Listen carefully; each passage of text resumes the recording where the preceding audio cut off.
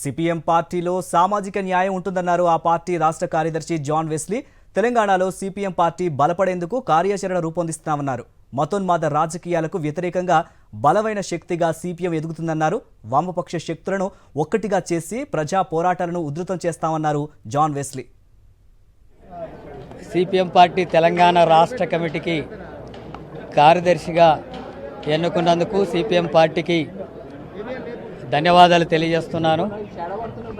ప్రజా సమస్యల మీద పోరాటాలు నడిపేటటువంటి కార్యాచరణలో భాగంగా ఈ బాధ్యతలు భావిస్తున్నాను.